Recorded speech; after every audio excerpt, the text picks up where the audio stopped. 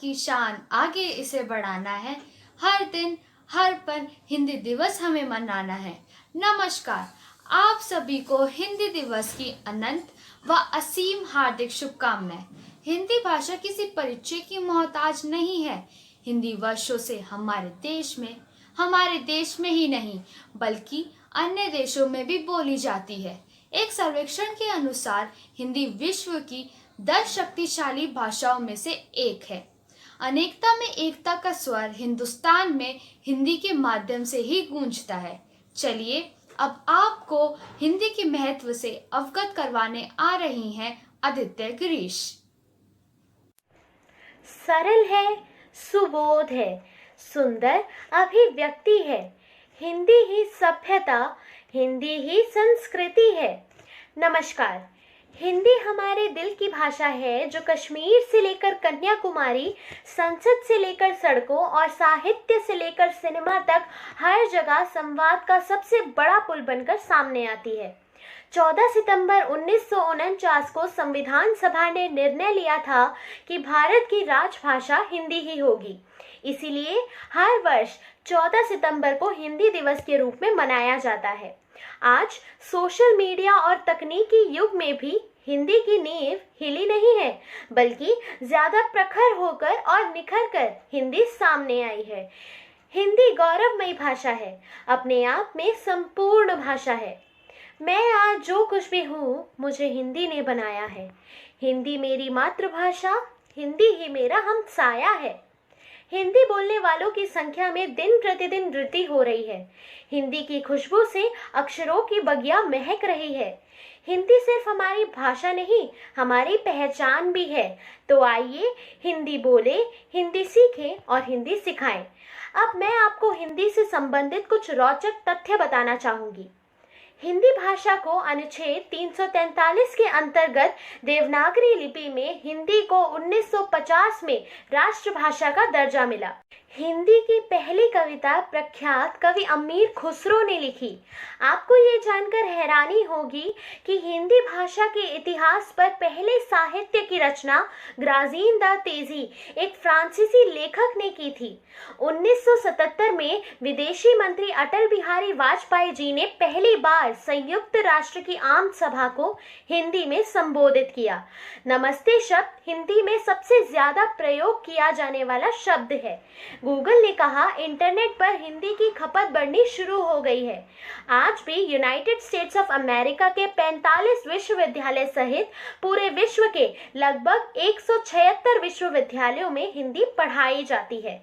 इसी के साथ अब मैं अपनी वाणी को विराम देते हुए आप सभी को हिंदी दिवस की असीम व हार्दिक शुभकामनाएं देती हूँ। आगे बढ़ते हुए अब मैं आमंत्रित करना चाहूंगी प्रफुल्ल को। धन्यवाद आदित्य दीदी। आज हिंदी दिवस के शुभ अवसर पर सभी कक्षाओं हेतु विभिन्न गतिविधियां सुनिश्चित की गई, जिनमें शिक्षार्थियों ने जोशोत्साह से भाग लिया। कक्षा नर्सरी से छठी तक के सभी विद्यार्थियों हेतु आयोजित गतिविधियों की झलक आपके समक्ष प्रस्तुत है।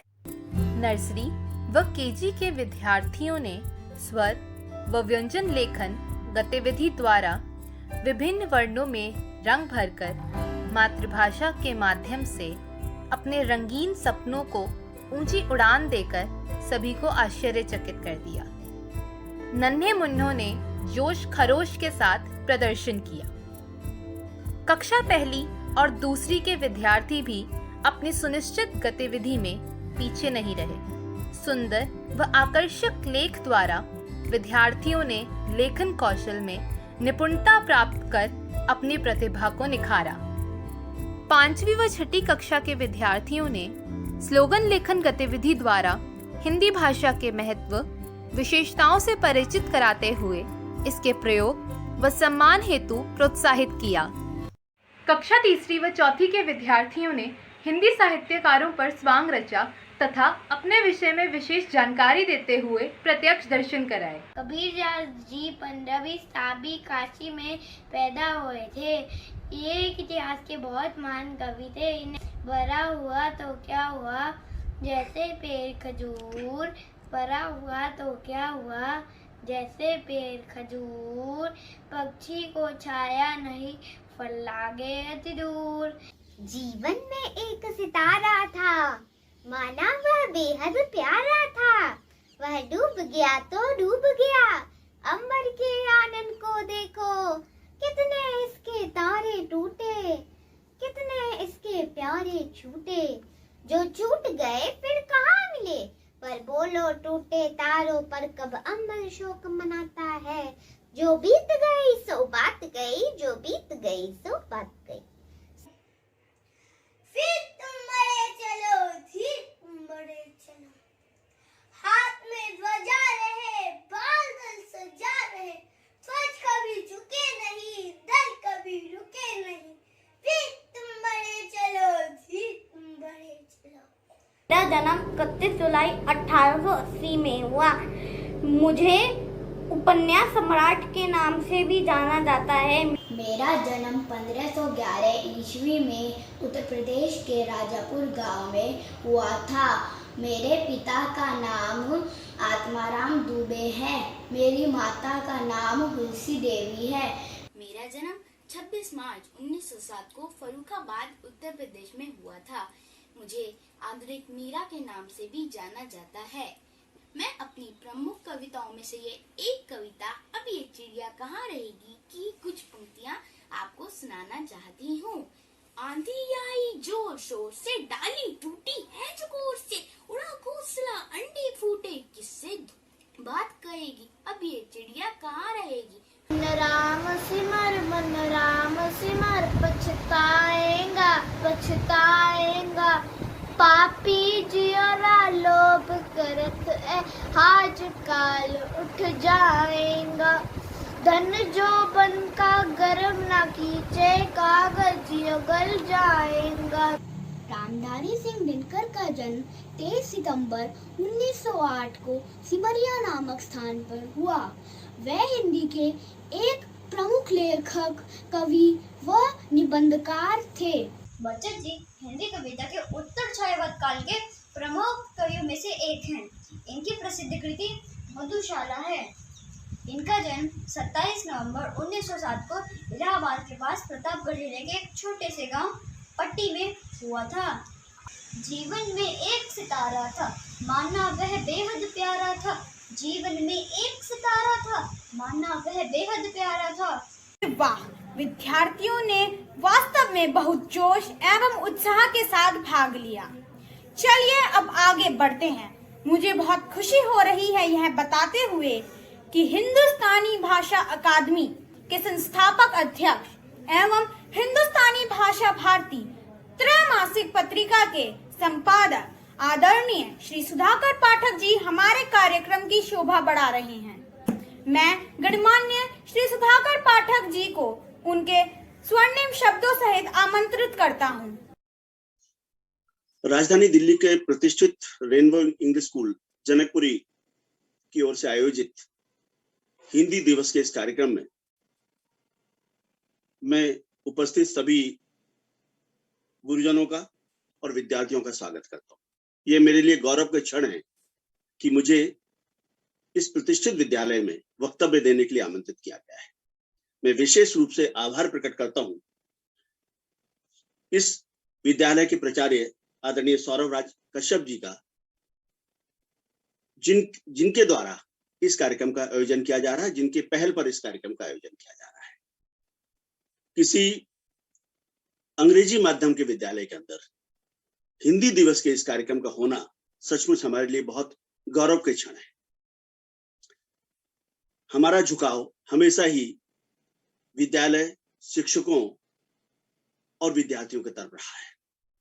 मैं हमेशा ये बात कहता हूं कि हमारे विद्यालय और हमारे छात्र भाषाओं की जड़ें यहाँ पर ही हैं और इनको यहीं सींचा जाना चाहिए। मैं कहता हूं कि पत्तों पे पानी डालने से नहीं, जड़ों को सींचने से भाषाएं आगे बढ़ती हैं। आज 14 सितंबर को हम हिंदी दिवस मना रहे हैं।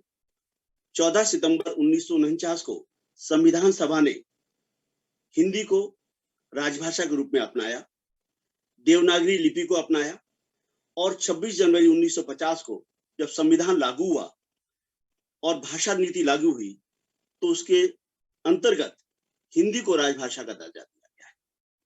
यह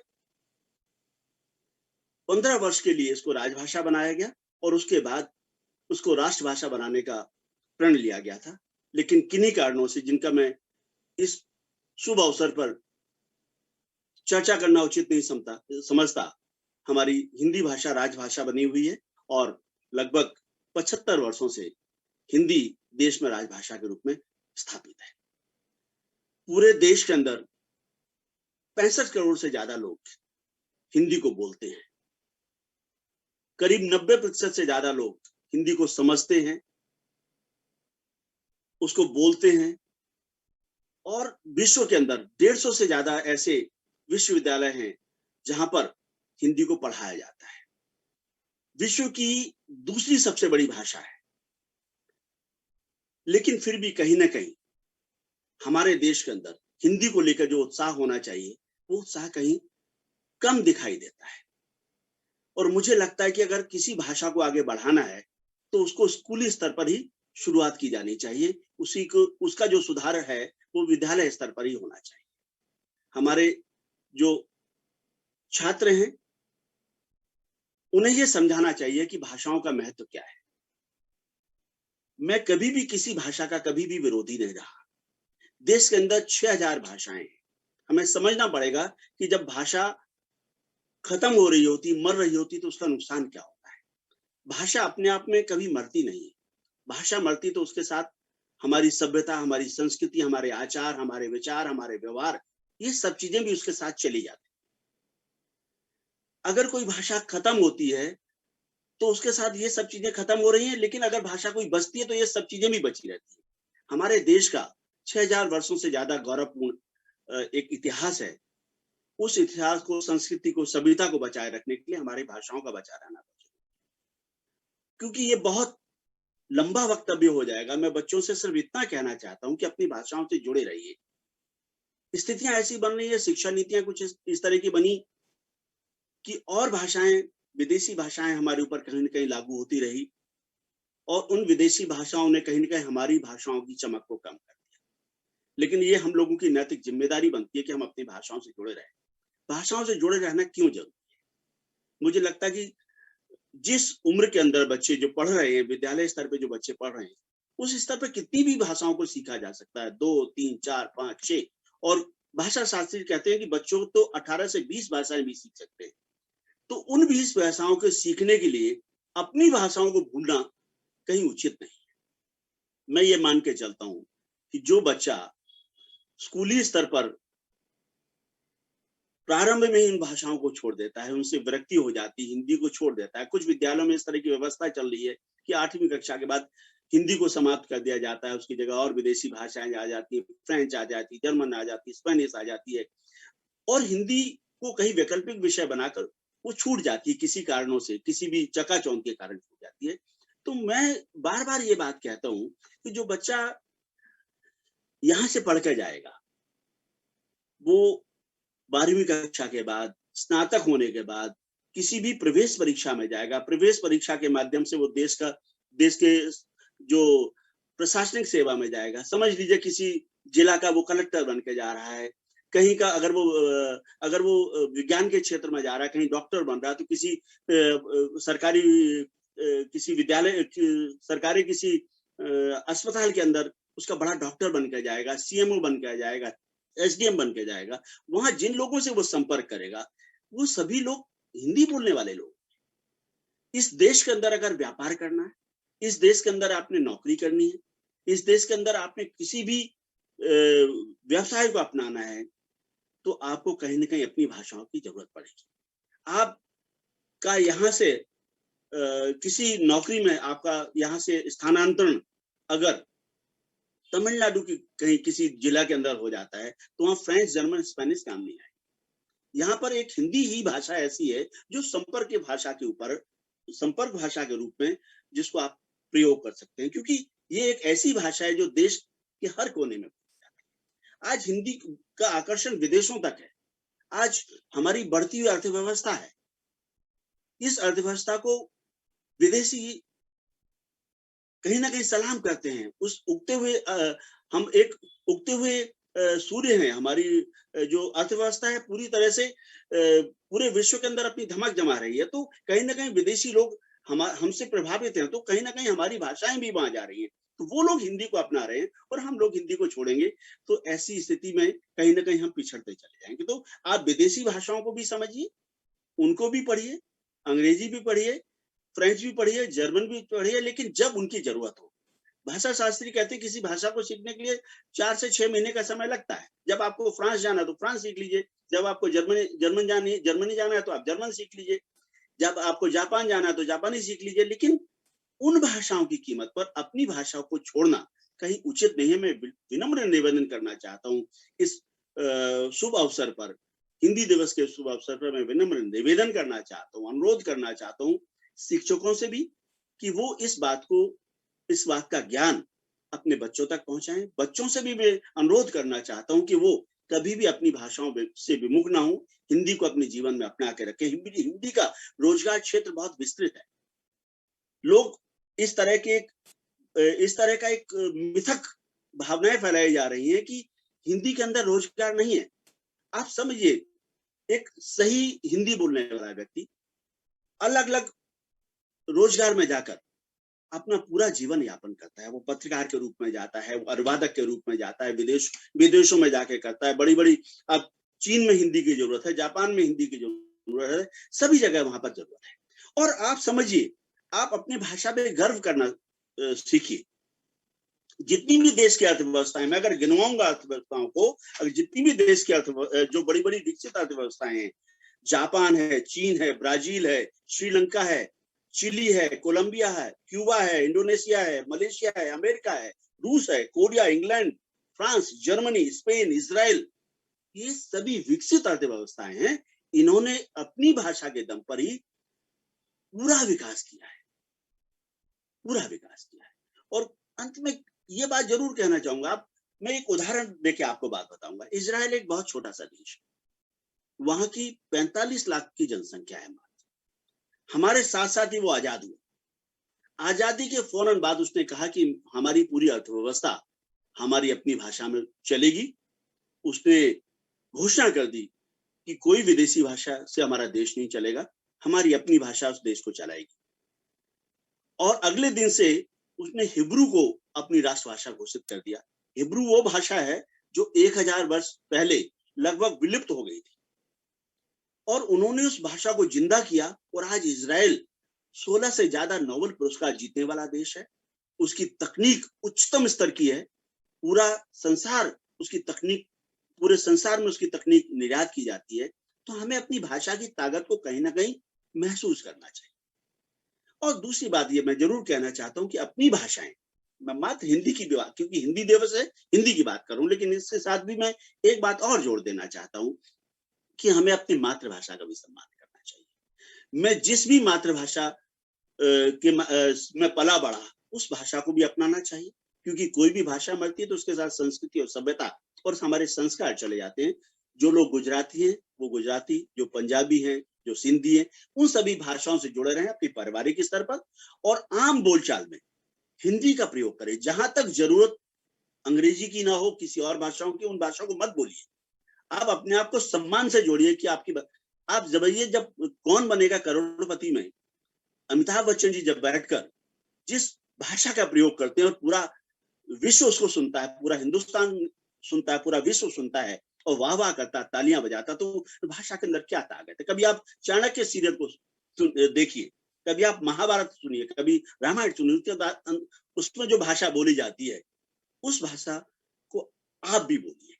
भाषा के अंदर शब्दों का गड्ढम गड्ढ मत कीजिए। क्या आपने कभी बीबीसी के समाचार सुनते हुए कभी ये देखा है कि वो हिंदी के शब्दों को बोले जा रहे हैं? हमारे अंदर एक अलग तरह की, ऐसा लगता है कि हम हिंदी, ना तो हम सही ढंग से अंग्रेजी बोलते हैं, ना सही ढंग से हिंदी बोलते हैं। हम जब हिंदी बोले तो शुद्ध हिंदी बोले, कुछ शब्दों को स्वीकार किया जा सकता है, और जब हम अंग्रेजी बोले तो पूरी अंग्रेजी बोले। लेकिन जब हम इन विषयों को इस तरह से बोलना शुरू करते हैं, देखिए आप स्कूल में किस तरह की भाषा को बोला जाता है। इंग्लिश के लर्निंग बाय फन प्रोग्राम को स्टेट गवर्नमेंट स्कूल लेवल पर इंट्रोड्यूस करे, इसके लिए चीफ मिनिस्टर ने डिस्ट्रिक्ट एजुकेशन ऑफिसर की एक अर्जेंट मीटिंग दी, जिसकी डिटेल्स रिपोर्ट प्रिंसिपल सेक्रेटरी जारी करेंगे। हमें इस तरह की भाषा से बचना चाहिए। सामान्य बोलचाल में भी कहते हैं बच्चों ने खूब एंजॉय की फेयरवेल पार्टी, ये सब भाषा को कहीं ना कहीं दूषित कर रहे हैं।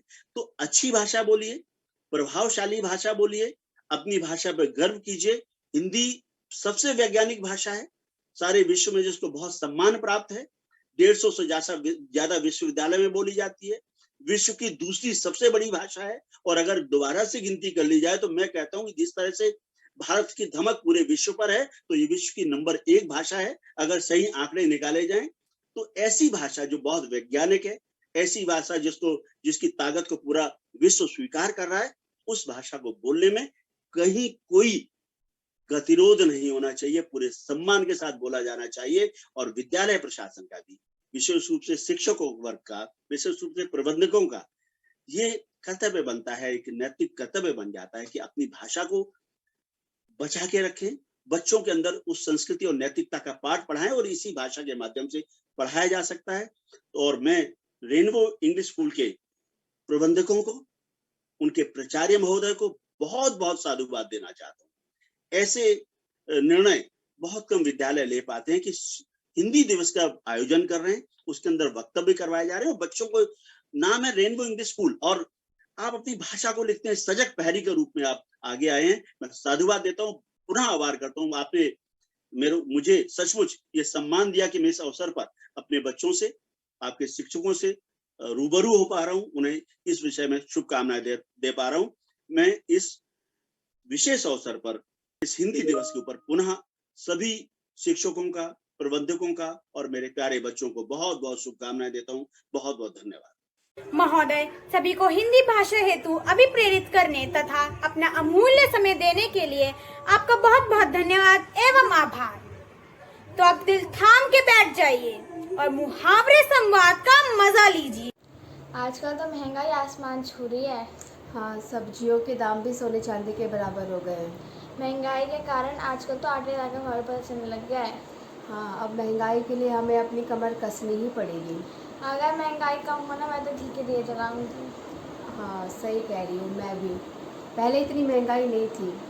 हाँ, पर गड़े मुर्दों खाने का क्या फ़ायदा। काश भगवान मुझे छप्पर फाड़ के देता तो मेरी 5 उंगलियां घी में होती। अरे गीतिका, कल का पेपर कैसा रहा तुम्हारा? क्या बताऊं पूर्वा, प्रश्न पत्र देखकर तो मेरे पसीने ही छूट गए। अरे मैं तुम्हें ये तो समझा रही थी, दिल लगा के पढ़ाई किया करो, पर तुम्हारे तो कान पर जू ही नहीं रेंगती। हाँ पूर्वा, तू ठीक कह रही है, अब तो मेरी भी आंखें खुल गई। और मैं बाकी बचे पेपरों की तैयारी में दिन रात एक कर दूंगी। अरे वाह, हम दोनों ने मेहनत करने के लिए अपनी कमर कस ली है। हम दोनों के बहुत अच्छे नंबर आएंगे। वाह, कितना प्रभावी संवाद था। दोहे व पद जिंदगी का फलसफा सिखाते हैं, करते कुरीतियों पर प्रहार अज्ञानता मिटाते हैं। ऐसी वाणी बोलिए मन का आबा खोल, ऐसी वाणी बोलिए मन का आबा खोल, और को शीतल करे आप शीतल हो कबीरा, आप शीतल हो। श्री राम बाम दिसि जानकी, लखन दाहिनी ओर, ध्यान सकल कल्याण में, सुरतर तुलसी तोर, सुरतर तुलसी तोर। सीता लखन समेत प्रभु सोहत तुलसीदास, हर्षत सुर बरषत सुमन, सुगम सुमंगल बास, सुगम सुमंगल बास। मन के हारे हार है, मन के जीते जीती, मन के हारे हार है, मन के जीते जीती। कहे कबीर हरि पाइए, मन ही की परतीति कबीरा, मन ही की परतीति। काल करे सो आज कर, आज करे सो अब। काल करे सो आज कर, आज करे सो अब। पल में परले होएगी, बहुरी करेगा कब कबीरा, बहुरी करेगा कब। कितनी मधुर आवाज थी। विद्यार्थियों का प्रयास प्रशंसनीय था। चलिए अब आज की खबरों से रूबरू होते हैं। नमस्कार, मैं तन्वी कल तक से। आप देख रहे हैं कल तक टीवी। चलते हैं आज की ताजा खबर की तरफ। आज पूरे देश में जोश और उत्साह के साथ मनाया जा रहा है हिंदी दिवस। राजधानी काबुल में तालिबानियों का अत्याचार जारी। तालिबान का चीन पर बड़ा बयान, बता दिया अपना सबसे महत्वपूर्ण साथी। मिलते हैं बस एक छोटे से ब्रेक के बाद। जुड़े रहिए कल तक के साथ। नमस्कार, मैं रक्षित और आप सभी देख रहे हैं आज तक। तो इस वक्त की सबसे बड़ी खबर, भारत ने कहा काबुल एयरपोर्ट शुरू होते ही फंसे लोगों को निकालेंगे। अफगानिस्तान में जल्द खत्म हो जाएंगे अनाज। 18+ की आबादी में 54% लोगों को लग चुकी टीके की एक खुराक। जल्द दाम कम होंगे पेट्रोल और डीजल के। रोनाल्डो ने एक नया वर्ल्ड रिकॉर्ड बनाया, 180 मैच में 111 गोल किए। बाकी की खबरों के लिए जुड़े रहिए हमारे साथ और देखते रहिए आज तक। नमस्ते, मैं प्रियांशु और आप लोग देख रहे हैं कल तक। बढ़ते हैं आज की सबसे बड़ी खबरों की ओर। कोरोना की आड़ में नहीं बच सकेंगे नशे में वाहन चलाने वाले। ब्रीथ एनालाइजर टेस्ट 1 साल बाद फिर शुरू। अफगान सीमा पार कर तीसरी देश पहुंचे 4 अमेरिकी। नागरिक सेना वापसी के बाद पहला अभियान। सोशल मीडिया पर महिला के नाम से बनाया फर्जी प्रोफाइल। दिल्ली के डॉक्टर से 1.5 करोड़ से अधिक राशि ठगी। मिलते हैं हम एक छोटे से ब्रेक के बाद। तब तक आप हमसे जुड़े रहे और देखते रहें कल तक। नमस्कार, मैं हिमांशु गर्ग आज तक से पेश करता हूँ आपके सामने नई ताज़ा खबरें। आज पूरे देश में धूमधाम से मनाया जा रहा है हिंदी दिवस। ऋषिकेश में जोरदार बारिश की वजह से फिर बिगड़े हालात। एक बार फिर बह गया देहरादून का अस्थायी पुल। करनाल में किसानों का जोरदार हंगामा। बिकाऊ प्रदर्शनकारियों को रोकने के लिए पुलिस ने वाटर कैनिंग का किया इस्तेमाल। पूरे देश भर में 35,000 से ज्यादा नए केस और 380 लोगों की मौत। और ताज़ा खबरों के लिए जुड़े रहिए हमारे साथ आज तक। धन्यवाद। क्या बात है, अविश्वसनीय प्रस्तुति। अब चलिए आगे बढ़ते हुए हिंदी के प्रचार प्रसार व उसके महत्व का संदेश देती हुई प्रस्तुत है एक लघु नाटिका।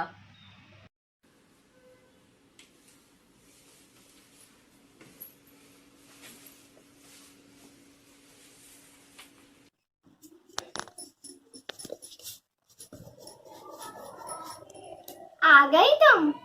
भूख लगी होगी। मौन व्रत है क्या? अच्छा बताओ, आज तो तुम्हारे इम्तिहान के नतीजे आने वाले थे, कहाँ हैं? बस्ते में। हिंदी में 50 में से 49, अति उत्तम। हिसाब में 50 में से 48, हमारी बिटिया तो होशियार है। विज्ञान में 50 में से 47, ये क्या है?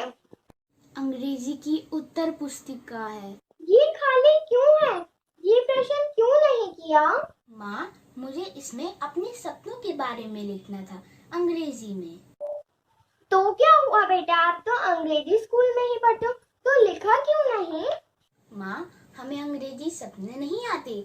मेरे सपनों में सिर्फ आप होती हो, पापा होते हैं, जलेबी के पेड़ होते हैं, रबड़ी की नदियाँ होती हैं, पूरी के झूले होते हैं, खिलौनों के पहाड़ होते हैं, जिन और परियां भी होती हैं, कभी कभार तो नाना नानी, दादा दादी भी होते हैं। अब आप ही बताओ, इनमें से कौन बात करता है अंग्रेजी में? माँ, हम सब कुछ तो अंग्रेजी में सीख रहे हैं, अब हमारे सपनों को तो अपनी जुबान में रहने दो। बिल्कुल सही। बच्चों को उनके सुनहरे भविष्य हेतु मातृभाषा की जड़ों से जुड़े रहने में उनका सहयोग दे। इस पावन दिवस पर विद्यार्थियों ने ही नहीं वरन शिक्षकों ने भी हिंदी भाषा के प्रति अपना प्रेम व उत्साह दर्शाते हुए अपने अपने विषयों में महत्वपूर्ण तकनीकी शब्दों का हिंदी में अर्थ बताकर विद्यार्थियों का भाषा ज्ञान बढ़ाया है। तो आइए देखते हैं उसकी एक झलक।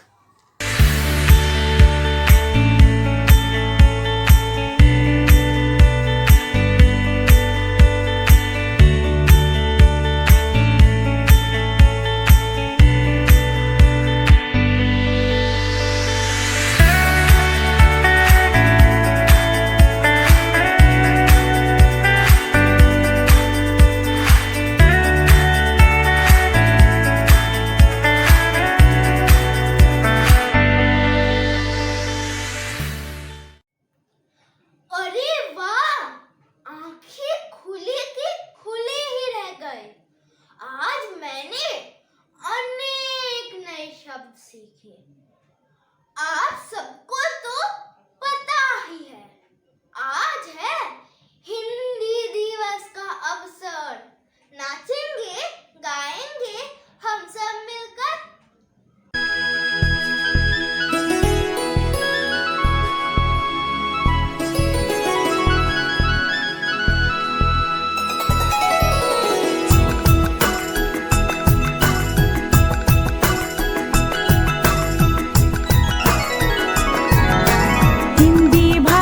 राष्ट्र की भाषा, प्रजातंत्र के शास्त्र की भाषा।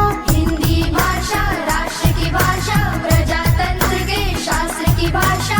देवनागरी लिपि में भाषा, जन जन के मन की अभिलाषा। हिंदी भाषा राष्ट्र की भाषा, प्रजातंत्र के शास्त्र की भाषा।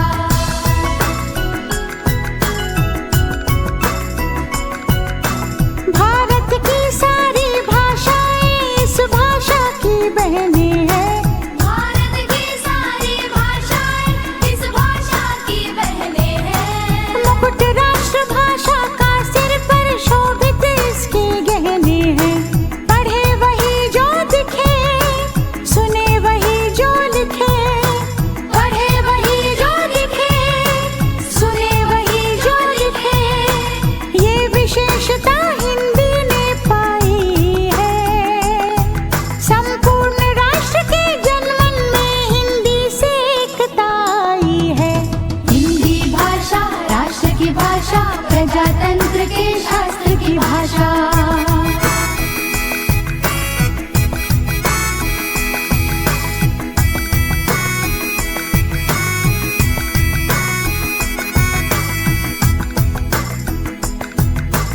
विश्व के सारे ज्ञान है इसमें, जन जन के मन यही रमी। जन जन के मन यही रमी। मृदुल प्रकृत संगीत भरी, मन भावन पावन प्रीति भरी। पावन पावन प्रीति भरी। भारत की अक्षुण्ण एकता को हिंदी से मिली महत्ता। सच है एकता की प्रतीक हिंदी है। आधुनिक भारत की शक्ति हिंदी है। हम धन्य हुए, मूर्धन्य हुए, स्वतंत्रता संपन्न हुए। स्वतंत्रता संपन्न हुए। नव स्वतंत्र एवं कृतज्ञ भारत की भीन श्रद्धांजलि। करे आह्वान विश्व करो स्वागत है, बयार हिंदी की चली। पुष्प सुगंध से फैली हिंदी, घर आंगन और गली गली। हिंदी से हम सबको देखो है विकास की दिशा मिली। हिंदी भाषा राष्ट्र की भाषा,